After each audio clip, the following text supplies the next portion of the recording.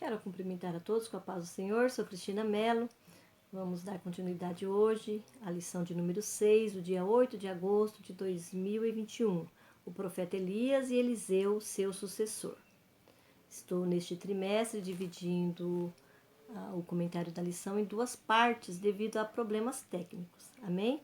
Se é a sua primeira vez aqui, se inscreva no meu canal, curta, compartilhe com mais uma pessoa, acione o sininho, porque assim você será avisado quando eu fizer novas postagens e o meu canal vai crescer. Amém? Então vamos aqui para o nosso tópico de número 2, que traz o título O Pedido Ousado de Eliseu. Então, neste tópico, nós vamos falar um pouquinho aqui deste pedido ousado, onde ele pede a porção dobrada do espírito de Elias, espírito com letra minúscula, não é? O autor ele faz menção aqui a uma herança, que ele estava pedindo uma herança espiritual, não é? O legado espiritual de Elias, algo que Elias não podia dar, não é? Quem dá dons espirituais ao homem é Deus, a unção vem de Deus, é Deus que dá. O que Elias podia conceder ou que poderia fazer é pedir a Deus que concedesse a ele. E este moço, ele foi, desde o início, muito colocado à prova pelo próprio Elias, desde o início da sua chamada, na passagem que nós vemos aqui na leitura bíblica em classe, em 3 vezes que Elias vai a determinado lugar, aqui cita Gilgal, cita Jericó, cita Betel, ele pede para que ele fique, que ele não o acompanhe. E este moço mostrando, não é mais uma vez aqui o que o autor diz como fidelidade, ele acompanha ele acompanha Elias. Nas 3 vezes ele diz a mesma frase: vive o Senhor e vive a tua alma, que te não deixarei. E assim foram a Betel. Ele repete esta frase quando ele vai a Jericó e quando ele vai ali atravessar o Jordão, que é em Gilgal, que nós falamos já na aula anterior. A palavra de Deus diz que Elias toma sua capa, não é? E fere as águas, elas se dividem e os dois passam, ambos a seco, em seco. E a palavra de Deus não registra que esses 50 profetas que está aqui no versículo 7 os acompanha. Então eles ficaram de longe. Quem esteve ali com Elias até o final foi o seu servo Eliseu, o seu moço, aquele que o acompanhava e viu todo o trabalho do homem de Deus. E é por isso que ele faz esse pedido ousado, registrado aqui no versículo 10, versículo 9. Mas ele faz esse pedido, veja, após Elias dizer que ele poderia fazer um pedido. Ele diz assim: pede-me o que queres que te faça, antes que seja tomado de ti. E disse Eliseu: peço-te que haja porção dobrada de teu espírito sobre mim. Então, algo aqui que ele poderia estar pedindo para Deus, ou ele estava pedindo para o profeta que fazia essa intervenção. Mas quem vai dar a unção a Elias, quem vai mostrar para Elias quem é o Deus com quem ele se relacionava, foi o próprio Deus, não é? E ali a palavra de Deus diz que Elias diz: dura coisa pedistes. O autor diz aqui, ó, foi um pedido difícil, pois como Elias poderia dar a Eliseu além do que ele mesmo teria? Aí o autor diz: com a unção de Deus sobre ele, qualquer coisa seria possível. Neste momento, Elias mudou seu discurso após testar a lealdade de Eliseu e solicitou que ele permanecesse com ele para que o seu pedido pudesse ser atendido. Esta é a primeira vez, não é, que nós vemos Elias pedindo que ele ficasse ao seu lado. E este moço, ele fica, não é? E a palavra de Deus diz assim: e sucedeu que, indo eles andando e falando, eis que um carro de fogo com cavalos de fogo os separou um do outro, e Elias subiu ao céu num redemoinho. Então aqui nós temos 3 expressões interessantes nesse texto. A palavra carro de fogo, cavalos de fogo. O autor diz na lição anterior que o ministério de Elias é um ministério de fogo. Nós vemos menção a fogo a várias passagens no qual Elias está inserido. E aqui também, quando ele vai ser trasladado, a presença de Deus está aqui ao lado desses 2 homens, manifestado através desse carro de fogo e cavalos de fogo. Foi um momento maravilhoso, talvez aos nossos olhos difícil de explicar, mas o Senhor esteve ali. Eu achei interessante, na Bíblia Nova Almeida Atualizada, ele faz um comentário, o autor faz um comentário sobre esta passagem. Olha o que ele diz. Na tradição bíblica, tanto carros quanto fogo têm fortes associações com a autorrevelação de Deus. Ambas as imagens estão juntas na forma natural mais comum de aparição divina. Ele fala que houve ali uma teofania. A tempestade de raios, a nuvem de tempestade, que representa a carruagem divina, o trono. Está registrado também em Ezequiel 1, Abacuque 3 e 8. E os raios de fogo representando armas divinas. Salmos 18, 14, Abacuque 3, 11. E Elias, em resposta a esta teofania, ele pega a sua própria roupa, rasga em 2 partes. Nós sabemos que esse rasgar as vestes é também uma forma de demonstrar o seu luto ou a sua tristeza, não é, da separação aí que houve entre os 2. Mas também traz para nós a imagem aqui, a mensagem aqui, de deixar para trás a sua vida anterior para agora assumir um compromisso diferente com Deus. Ele agora seria o profeta Eliseu. Até então, ele não é chamado de profeta Eliseu. Ele é o servo de Elias. Não há nenhum registro de profecia, milagres de Eliseu antes desta passagem. Ele já havia sido chamado para ser profeta. Nós vimos no comentário anterior, 1 Reis capítulo 19, quando Deus manda ungir ele como profeta. E ali Elias joga aquela capa sobre ele e ele o segue. Mas nós vamos dizer que o ministério de Eliseu ele inicia agora, não é? Esta unção talvez tenha acontecido agora, não é? Quando Elias fala que ele pode pedir o que ele quiser e ele pede porção dobrada. E ali eu penso que Deus se agrada deste pedido, assim como se agradou do pedido de Salomão, quando ele pede sabedoria, e ele deu. Esse moço, ele primeiro ele vai ver esse carro de fogo, que é a presença de Deus ali manifestada. Depois ele vai ver o seu mentor, o seu mestre subindo no redemoinho. Já já nós vamos falar um pouquinho desse redemoinho.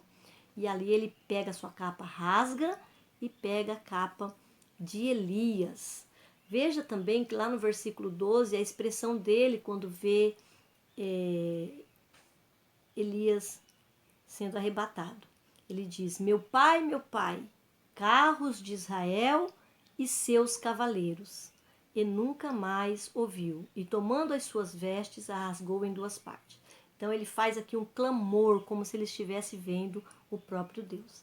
Eu penso que nesta hora aqui, ele realmente viu a presença de Deus ali, nesta manifestação, e expressou-se desta maneira. É interessante, falando aqui do que ele viu, não é? Lá em outra passagem, está já no 2 Reis, capítulo 6, é aquela passagem em que a Síria está guerreando contra Israel e cerca Israel, lá em 2 Reis, capítulo 6, e ali o seu moço fica preocupado porque o exército do inimigo cercou a cidade, não é? Cercou toda a cidade. E eles ficam preocupados, e ele fala que eles não se preocupem, porque mais é o que estão com eles do que o que estão com o inimigo. E aquele moço, ele tem muito medo. E ali a palavra de Deus diz que Elias ora. Está lá no versículo 17 do capítulo 6 de 2 Reis. E orou Eliseu e disse: Senhor, peço-te que lhe abra os olhos para que veja. E o Senhor abriu os olhos do moço e viu, e eis que o monte estava cheio de cavalos e carros de fogo em redor de Eliseu. Interessante esta menção a carros de fogo e cavalos de fogo ao redor de Eliseu, quando olhamos 2 Reis capítulo 1 e 2 e vemos aqui a subida de Elias e esta mesma visão de Eliseu. Então nós vemos aqui que há uma mudança. Esse moço agora ele via o que Elias talvez presenciasse no seu dia a dia, assim como os profetas de Deus, que viam as coisas espirituais. Nós vemos também no ministério de Isaías, de Jeremias com as suas visões, e agora aqui Eliseu. E tem outra passagem que faz menção ainda a estes carros e cavalos de fogo, como uma teofania de Deus, e agora no ministério de Eliseu. Então nós entendemos que essa porção dobrada também é uma referência, não é, à autoridade e unção profética de Elias, que agora está na vida de Eliseu. E nós vamos ver mais à frente, na lição 7 e 8, os milagres, as ações desse profeta, e vamos ver que foram bem superiores ao tempo em que Elias era profeta. É óbvio, não é? Que o momento era outro, o jeito desse profeta era outro, e a maneira de Deus trabalhar é outra. Mas isto é cumprido na vida de Eliseu. Os seus feitos são bem superiores ao seu mestre. Então, Elias, aqui no tópico 3, vem falar que Elias era uma inspiração de Eliseu. Para receber o que pediu, Eliseu não poderia retirar os olhos de Elias, segundo Reis 2:10.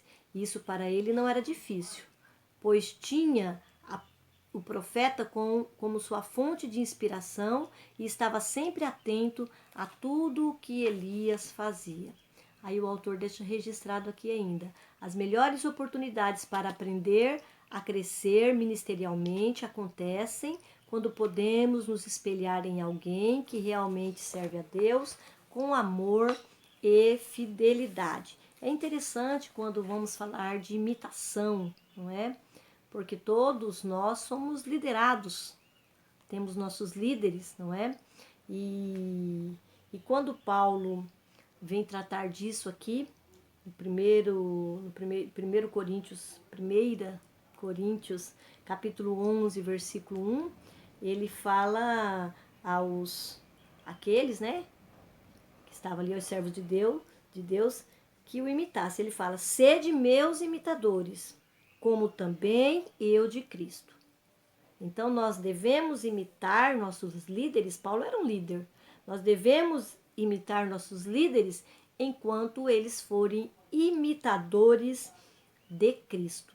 Nós também devemos ter a consciência que os homens de Deus, as mulheres de Deus, assim como Elias, e Tiago lembra bem, lá no capítulo 5, versículo 17, foi homem ou foi mulher, sujeitos às mesmas paixões, e eles fizeram esses grandes feitos. Mas eles tiveram também as suas falhas. Nós vemos Elias ali, na lição anterior, que ele foge de Jezabel, ele vai para o monte e ele pede para morrer, não é? Nós vemos isso daí, nossos olhos carnais, como uma fraqueza. Mas as fraquezas, elas também estão na vida dos líderes. Os líderes têm medo, os líderes falham, não é? E nós somos convidados aqui por Paulo para imitar nossos líderes enquanto ou quando estiverem imitando a Cristo. Aí nos seus trabalhos, nas organizações que fazem, nas experiências e o tanto de bem que faz para o povo de Deus. Amém? Então nós podemos imitar sim nossos líderes, não é? Sabendo que eles também têm fraquezas. Enquanto eles estiverem imitando a Cristo, nós podemos imitar nossos líderes. E eu quero falar um pouquinho deste redemoinho, não é? Que é citado aqui, que Elias sobe no redemoinho. É interessante, irmãos, também lembrar aqui que todas as vezes que nós vemos algumas mensagens nos púlpitos, fala que Elias estava na carruagem de fogo. E aqui no texto nós vemos que esses carros de fogo, cavalos de fogo, representando aí a presença de Deus, separou os dois, não é? Separou os dois. E a palavra de Deus diz que Elias sobe num redemoinho. E os profetas também falam, né, que ele iria num redemoinho. Este redemoinho aqui, segundo alguns estudiosos, em textos hebraicos, ele traz um significado aí de um grande vendaval. Amém? Um grande vendaval. Muitas vezes associado à vinda de Deus, seus atos especiais, suas manifestações ou as manifestações da sua presença, não é? Então, em outras passagens, esse termo hebraico que foi aqui traduzido por redemoinho estava referindo a um grande e dominador vendaval divino. A menção deles no Salmo 107 e 25 e em algumas outras passagens. Amém? Então, a presença de Deus estava ali no momento em que Elias foi arrebatado. Este arrebatado ou levado, trasladado para não ver a morte, porque Elias não viu a morte, não é? E quando eu falo arrebatado, porque o autor ele usa esse termo. Por quê? Porque isto que acontece com Elias, dele ser trasladado para não ver a morte, que também acontece com Enoque, para nós é uma figura do arrebatamento da igreja. Acho que é por isso que o autor usa esse termo. Mas a palavra de Deus diz que ninguém mais o viu, não é? E é interessante que os profetas falam, vamos procurar Elias. E eles queriam continuar procurando Elias e Eliseu falou que não precisava, porque Eliseu viu o que aconteceu com ele. Só que eles insistiram, eles procuraram Elias até entender que Elias não estava mais entre eles. E será assim também no arrebatamento da igreja, não é? De um momento para o outro, no piscar de olhos, nós seremos arrebatados e não mais seremos vistos nessa terra. Amém? Então vamos agora para o nosso terceiro tópico. Vamos ao nosso terceiro tópico, que traz por título Eliseu toma a capa de Elias. Aí nós vamos falar um pouquinho da intimidade entre Elias e Eliseu, embora há pouco registro na Bíblia, mas nós vemos eles caminhando juntos, não é? A palavra de Deus diz que ele seguiu Elias e o servia. Então, estes dois homens, eles ficaram próximos por muito tempo. Se eles não se tornaram grandes amigos, tinha ali um sentimento de muito respeito, de lealdade, não é? De reconhecimento de Eliseu para com Elias. E no fim nós vemos também de Elias para com Eliseu. Ele fala para ele pedir o que ele quisesse, não é? Pede também para que ele fique com ele até o momento em que ele seria tomado. Então há aqui uma grande amizade, dá a impressão de ter uma grande amizade entre estes dois. E o autor vem falar aqui que a amizade entre o mentor e o discípulo é um presente de Deus, não é? Essa intimidade de estar perto é um presente de Deus. Por quê? Porque nós aprendemos com os nossos líderes. Eu ainda me recordo das minhas primeiras professoras da escola dominical quando me converti, há bastante tempo atrás, mais de 20 anos. Lembro com carinho de todas elas. A querida irmã Silvia, a querida irmã Esther, a querida irmã Marta e as minhas atuais, mas eu vou falar das primeiras, porque quando nós nos convertemos, nós sabemos pouco de tudo. E elas que me levaram a pesquisar na palavra de Deus. Eu lembro que a minha professora levava vários subsídios de outros escritores, livros, não é? Trazendo ali para mostrar que ela tinha pesquisado. E estas coisas, elas ficam presentes na nossa formação, não é? E nós também convivemos com elas, ou com eles, no caso, né? Quando, nos ouvintes homens aí, quando eles contam suas coisas, quando dá os seus testemunhos, não é? Quando pede oração nos momentos difíceis. E há aí, entre aquele que te ensina e aquele que é ensinado, um carinho, uma preocupação com o outro, não é? E isso enriquece e engrandece o nosso caráter, o caráter cristão, não é? De ver o outro, de ter uma amizade com o outro, de buscar o outro. E isto deve ser uma coisa normal entre o liderado e o líder.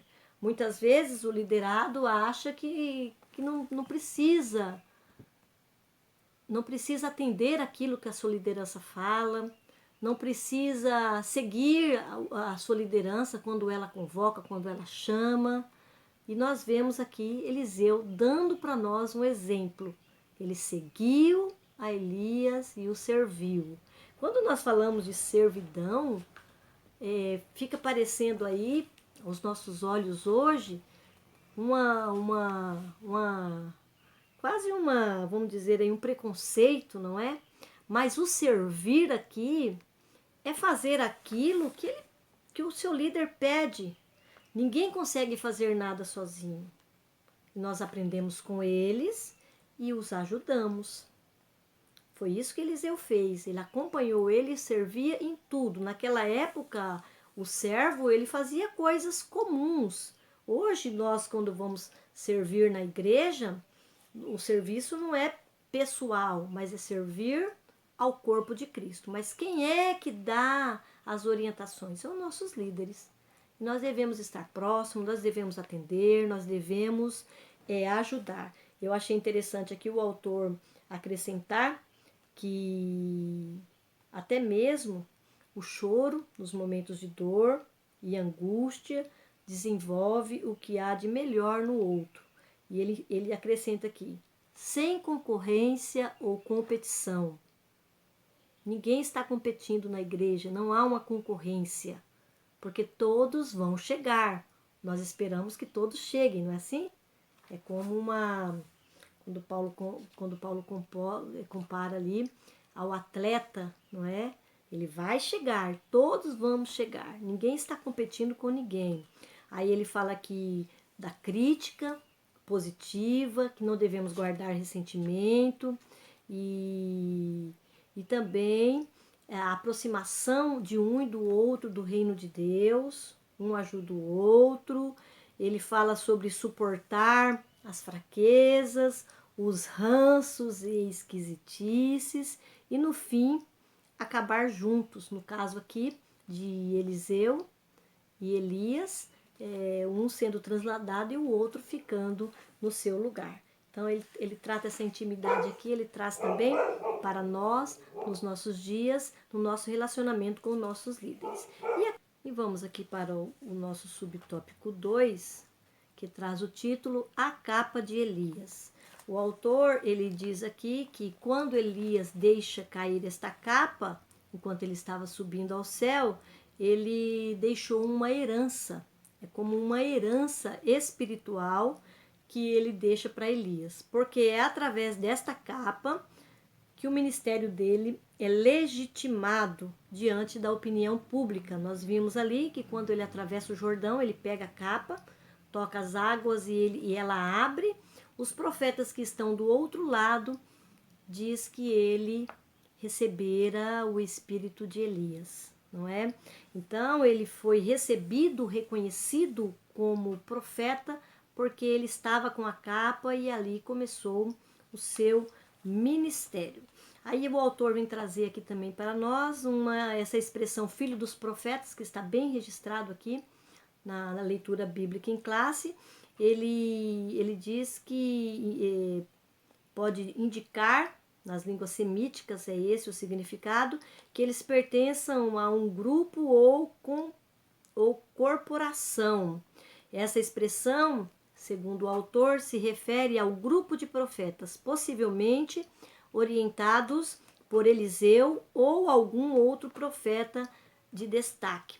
Lá em 1 Samuel 10, 19 e 20, vem falar aqui das escolas de profetas. E tinha também uma estrutura hierárquica ordenada. O grupo era coordenado por um líder que recebia o título de pai. Daí a expressão filhos dos profetas, que após a morte desse líder principal, passava para outro profeta respeitado no grupo. Provavelmente, Eliseu, ele fica ali como o pai espiritual destes profetas, assim como Elias era o seu pai espiritual. Segundo Reis, capítulo 2 e 12, traz essa ideia. Capítulo 6, versículo 21. Capítulo 13, versículo 14. E o autor aqui ainda fala sobre esta capa, não é? Que ela é a mesma capa onde Eliseu joga sobre ele na chamada para o ministério, em 1 Reis 19, 19, e provavelmente, certamente, estava carregada de vários significados e boas lembranças, né? O autor também vem falar aqui que a capa, até no Novo Testamento, ela tem algum significado. Marcos 10 e 50 traz aí que ela identificava a pessoa. A capa para Eliseu significava que a virtude de Elias estava nela.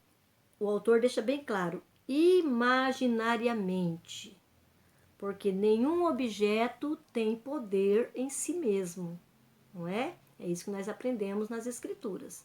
Mas simbolicamente representava ali que ele estava substituindo Elias e que agora ele era um profeta. Embora o que venha legitimar o ministério profético de Eliseu não é a capa, mas as ações de Deus na vida deste homem que vem a partir de aí, não é? Um grande homem de Deus, um substituto de Elias à altura. E nós vamos aprender com ele melhor na lição 7 e 8. Aí o autor aqui, ele traz algumas considerações de aplicação. Então, esta primeira lição, essa presente lição, desculpa, não é a primeira, essa presente lição, ela ensina sobre a importância de saber iniciar e terminar a nossa caminhada. Isso aconteceu com Elias. Ele soube iniciar, obedecendo a Deus, e terminou sendo levado por Deus e sendo substituído por um outro profeta que ele mesmo preparara. Em segundo lugar, essa lição nos mostra que precisamos nos inspirar em pessoas de Deus. Elias e Eliseu tinham uma relação de mestre e discípulo. Então nós devemos nos inspirar, primeiramente no nosso Senhor Jesus e depois nos nossos líderes, não é? Mentores e mestres que estão aí na igreja nos ensinando. E todo liderado, ele tem um líder. E o líder sempre tem um líder acima dele. Já observou? Todo líder também é um liderado. E, finalmente, em nossa jornada, é importante ter a confirmação de Deus para a obra que ele nos chamou. Não podemos fazer nada por mera vontade própria, porque Deus, ele é o dono da obra. Amém? E assim eu agradeço este momento que estivemos juntos aprendendo nesta lição maravilhosa. E quero aqui, nesse finalzinho também, dizer aos pais que estão aí assistindo minha aula, os meus parabéns pelo seu dia no próximo domingo. E também pedir a bênção de Deus sobre a vida de cada um dos que estão aqui assistindo esta lição e que o Senhor venha abençoá-los. Amém? Abençoa a sua casa, a sua vida, não é? A sua igreja, a escola dominical a qual pertence. Não esqueça, no dia destinado, a escola dominical aí, vá e vai ouvir o que o seu professor tem a ensinar desta lição. Amém? Deus abençoe a todos.